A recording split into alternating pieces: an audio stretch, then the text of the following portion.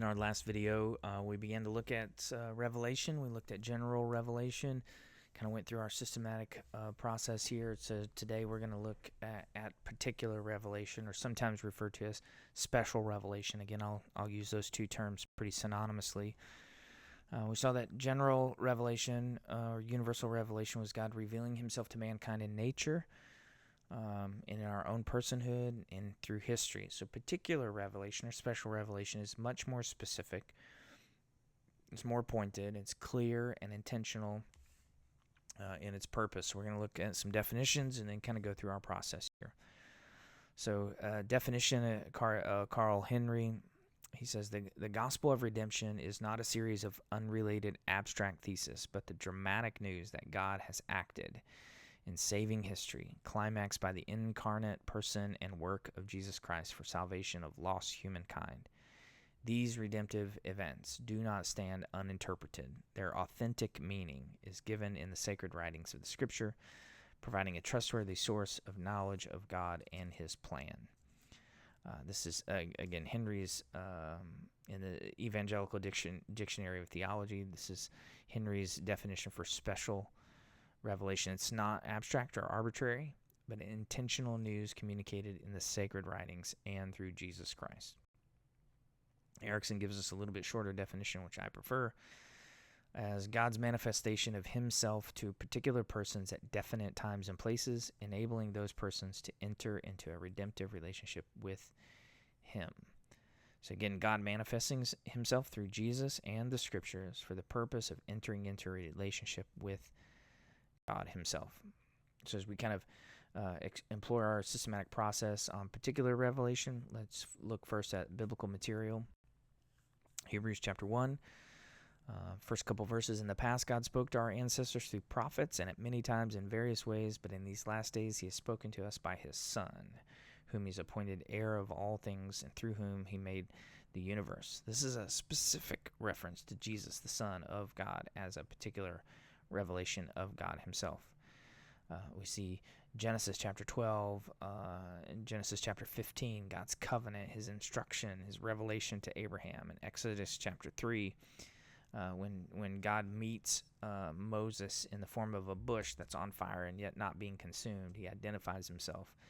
Exodus chapter 20, these are the 10 commands that we have. These commands specifically, intentionally, and particularly given to Moses by God on Mount Sinai for the Jewish people and for us. Like, this is God's moral code, his moral law, the revealing of God's particular moral law for humanity.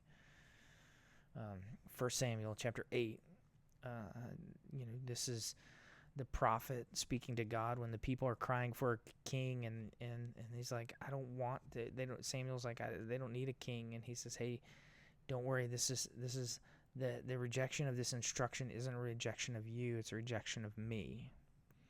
So, I mean, we could go on. 1 Kings 17, God gives instructions to Elijah. Isaiah 6, God reveals himself to Isaiah. Jeremiah 30, God gives promise of deliverance. But I want to connect some dots here with John chapter 1. John chapter 1 is incredibly important for our understanding of special revelation, especially in the person and work of Jesus. He says, in the beginning was the Word, and the Word was with God, and the Word was God. He was God in the beginning. Through him all things were made. Without him nothing was made, and that has been made. In him was life, and that life was the light of mankind. The light shines in the darkness, and the darkness does not overcome it. The Word became flesh and made his dwelling among us. Verse 14. Right? We have seen his glory, the glory of the one and only Son who came from the Father, full of grace and truth. Again, specifically, particularly, God revealing himself to us as the Word and the Word in flesh. 2 Timothy chapter 3, all Scripture is God-breathed, right? It's useful for teaching, rebuke, correction, training in righteousness, so that the man of God, the servant of God, may be thoroughly equipped. Right? Scripture is seen as God's direct revelation to man, intentionally revealing himself to us. Scripture equipping us. 2 Peter chapter 1, verses 20-21. Above all, you must understand that no prophecy of Scripture came about by the prophet's own interpretation of things, for the prophecy never had its origin in the human will, but prophets, though human, spoke from God, right? Prophecies are instruction from God. They're given through man, but not from man to man. So what does this tell us about God? Like, we want to think through this. Like, what is this? What truths are being communicated? What does God want us to know? We always want to ask these sorts of diagnostic and summary questions because they help us to synthesize the information we've just learned, we've just read, and we've just been taught. So we want to go from biblical material to historical material. So we've kind of jumped in. We talked a little bit about the historical survey when we were talking about general revelation. Much of the same applies here, so I'm going to skip most of the historical survey because it's very repetitive. It was covered in great detail, obviously, in our first video. So I want to move on from historical information into our systematic formulation. So first we see in our systematic formulation, there's a need for special revelation. I mean, we need it, right? General revelation is inadequate to provide personal redemptive knowledge of God. Like, after the fall of humanity, humanity had lost all of the previous relationship of favor with God. So the direct presence of God, the most immediate and complete form of revelation, was lost. If conditions of fellowship are to be met, then specific revelation is required in order to have a fuller knowledge of God. We need specific, particular revelation so that we can work towards and understand what a relationship with Jesus looks like. So after the fall, humanity turned away from God in rebellion, and sin caused human understanding of spiritual matters to become obscure.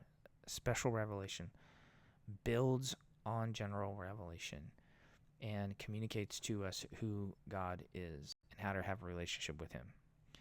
So the nature of special revelation is both personal and propositional.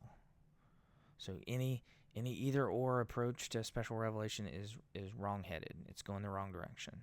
So the objective of special revelation is relational. So relational knowledge requires information. So the knowledge about was for the purpose of knowledge of. So the knowledge about was for the purpose of knowledge of. So knowledge of demands knowledge about if any genuine relationship is to occur. Special revelation is corrective. We saw that in 2 Timothy. Special revelation is superior to general revelation, both in clarity and range of subjects, as well as specificity. So there's also a personal nature of special revelation where God presents himself to persons. He gave his name to Moses in Exodus chapter 3. Right? Scripture is personal in nature. It does not contain truth it doesn't contain truth as like a set of abstract axioms, but specific statements in real life situations about concrete occurrences and facts. These were real people, real times, real places, real problems, with a real solution that Scripture speaks to. It's very personal. The Scripture's focused. The focus is on God's redemptive plan, and God reveals himself and his purposes, especially those aspects of himself which are significant for faith. There's an anthropological nature of special revelation. God is transcendent. God is just bigger. He's outside our sensory experience. Like, he's not subject to space and time the way that we are. His revelation of himself requires coming in human language and human categories of thought and action. He came in forms of ordinary human experience, like direct speech, dreams, even the incarnation of God as God coming down in human form is the fullest sense. This is not anthropomorphism or the attribution of human characteristics or behavior of God. This is God becoming human completely. So we look at historical events, Abraham's call. He gave Isaac as an heir. We have the Passover, the Exodus, the birth, life, death, the resurrection of Christ, creation, expansion of the church, all historical events. We have divine speech. We saw in Hebrews 1, like the word of the Lord came to the prophets. There's direct speak to Moses in Exodus chapter 3, again to Moses on the Mount Sinai with the Ten Commands. There's the silent inward hearing of God's message. We see Elijah at Oreb after running away. Concurrent inspiration.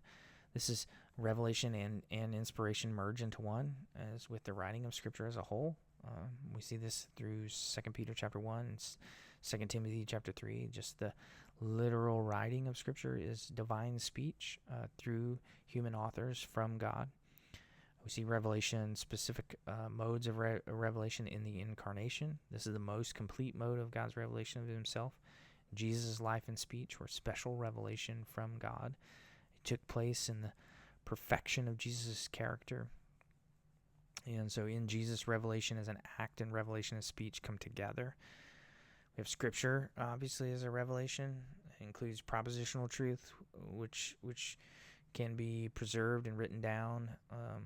Includes not only actual occurrence, the historical events, the divine speech, the incarnation, etc., but also the product, like the Bible itself. Scripture as revelation is progressive. This doesn't mean that it's gradually evolutionary, that there's a evolutionary development of thought. That's not what I'm saying.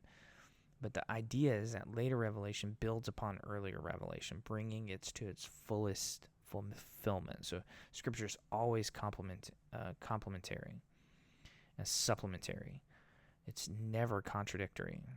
So there's countless times in the Scripture, you've heard it said, but I say to you. Like Jesus always corrected things, that we see a consistent, clear biblical message throughout the whole Scripture. So in all of these forms, God has taken the initiative to make himself known to us in a way that's more complete than general revelation, and it's done in such a way that we can understand it. So there's additional revelation components. There's discussions on inspiration, on inerrancy, on the authority of Scripture. In Erickson's books, this is chapters 10, 11, and 12 of Erickson's Christian Theology. We won't cover these specifically in this class because of time, but if you do approach them, apply the same theological method, and you'll go in the right direction. Right. So there's a look at revelation, universal and particular. Once again, I kind of remind you, this is not an all-encompassing discussion, right, or lecture. I've just kind of scratched the surface here and hit the highlights at the very early stages of exploration. But I firmly believe that anyone can take this foundation and go as deep as they prefer.